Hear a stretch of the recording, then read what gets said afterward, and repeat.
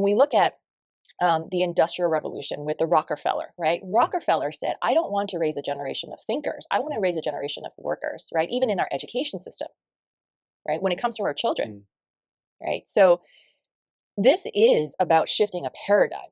It's shifting a paradigm from the conventional, what doesn't work, the conventional of being under the weight of a diagnosis, looking at somebody in the white coat and thinking that their word is God and giving your power away and being like, oh yes, doctor, whatever you say, I'll do whatever you say, right? And then pushing the latest drugs, the latest medication that creates new symptoms, new diseases, right? And then you're now in this chronic cycle of not getting well.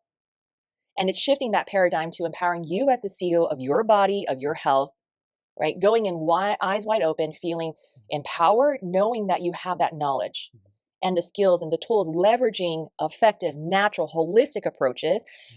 Everything that we need, nature has provided, right? So now when we're shifting that paradigm to this new way of being, this new state of being, even from a cost perspective, it's even more cost effective on the short term than on the long term, right? And then now you look at Big Pharma, the $1 trillion octopus tentacle, which has its tentacles everywhere, right?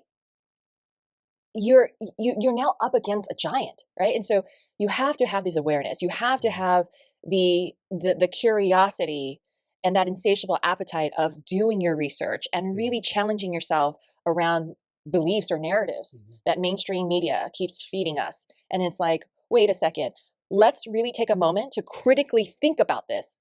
Where is this information coming from? What agenda does it ultimately serve?